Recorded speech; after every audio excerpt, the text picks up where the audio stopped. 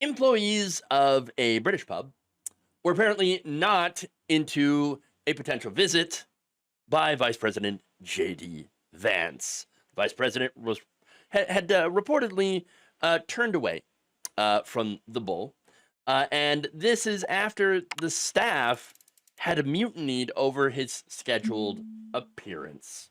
That's right. Staffers reportedly objected to Vance's dinner booking and told management that, hey, look, if JD Vance shows up, we're not. Okay, you can go ahead, management, you can go wait on him, you can cook, you can clean, you can do all that stuff, okay? Because we ain't gonna do it. We're not at all interested. Okay, now, this is just weeks, by the way, after a visit from former Vice President Kamala Harris that was hosted at the location. Now, they treated Harris a lot differently than a potential visit by JD Vance. In fact, one local had told the British tabloid The Sun about Harris's visit to the very expensive venue. Apparently, his steak's like $98 or something like that. That's crazy. But anyway, and that's, again, not even talking about the beef prices that have been going up here in the United States as a result of Donald Trump's ridiculous, dumb import taxes. But anyway, now, this local said, quote, of Harris, "It's been the talk of the village. It's the most exciting thing that's happened here for a very long time."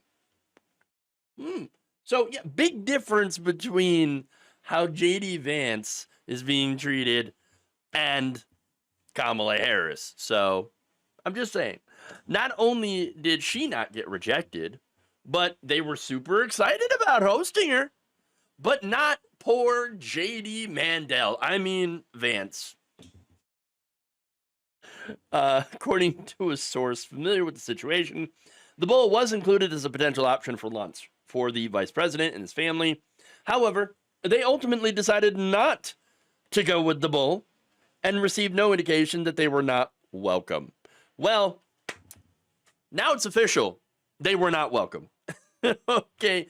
In fact, seems to not be welcome anywhere in the UK. Okay. Protesters have followed him throughout his entire trip. Okay.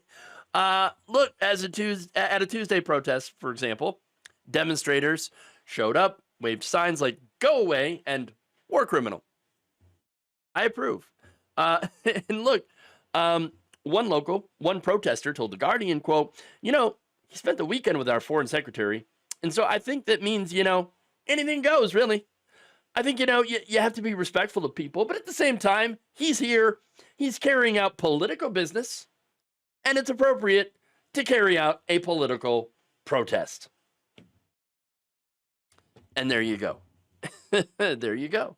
Now, one protester, Steve Ackers, had noted, "We've had a curtailment of our freedoms here just by his mere presence in terms of where we can walk and where we can be.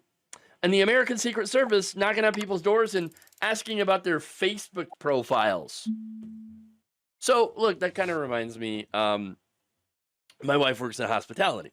And at one of the hotels that she works at, JD Vance apparently came to visit. And so there was Secret Service everywhere. And it was a mess. It was an absolute nightmare for the workers to have to deal with that visit. And this was before, by the way, the election. And so this is when he was campaigning. Let's just say that she's not happy about that. She was not happy about that at all. Now, as far as checking the Facebook profiles of people, I mean, you'd think that shouldn't matter, but apparently to them it does, because not every, because anybody who's not in favor of Donald Trump apparently seems to be getting a Secret Service visit, and that is insane. That is insane. Now, that said, the Thames Valley Police was like, "Oh, no, that didn't actually happen. Residents were under no obligation to answer any questions, and were not asked about social media," said a force spokesperson. Yeah, you know what though? I'm not buying it. Not buying it at all. I don't believe them. Because let's be honest, cops lie literally all the time. Yes, normally American cops are the worst of the worst. But look, pretty sure cops in other countries also tend to engage in the occasional prevarication. Okay, I'm just saying. Now, another person who was there, Alice Saunders, wrote on a local forum, quote, "The whole charade was obscene. No respect." Rosemary Bennett added, "Good riddance," as the vice president moved on to Scotland. So, look, here's the thing, okay? I'm pretty sure the Scots have provided an even warmer welcome to our VP than he experienced in the UK.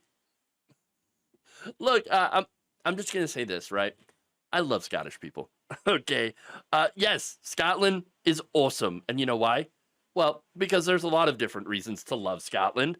But one of the reasons that I'm going to share is a poll finding that 71% of people in Scotland have an unfavorable opinion of Donald Trump. Okay, they hate the man. And there's a complicated history here involving windmills and his golf courses. But let's just say they hate him. And every time he shows up to one of his golf courses or wherever, he is met immediately by massive protest. And that is the way to do it. Scotland, I believe, hates him more than the UK does. In fact, on his first day there, on Thursday, JD Vance was immediately greeted by protesters, in this case, pro-Palestinian protesters, people who are against the genocide in Gaza, who called him out for supporting that, which is great. Now, obviously, the trip going very well for him. He's having a lot of fun. Look, I'm going to be honest, right? I think that anywhere any of these Trump people go, they should be met by protesters. Massive protest. Make them feel as universally hated as they are. Okay? Do not give them, especially on these trips, a minute of peace. And what I mean by that is, I'm not saying be violent or anything like that. Just be annoying. Keep showing up. Keep showing up to show them just how unwelcome he and his ilk really are. Thank you for watching. If you enjoyed this video, please like, share, subscribe, hit the bell icon in order to get notified whenever a new video is released. And if you want to support independent, progressive media through this difficult time where it seems like everybody is shutting down, you become a member on our YouTube page, you become a subscriber on Facebook, or you can go to my Patreon. It's patreon.com/Jeff Waldorf. Thank you.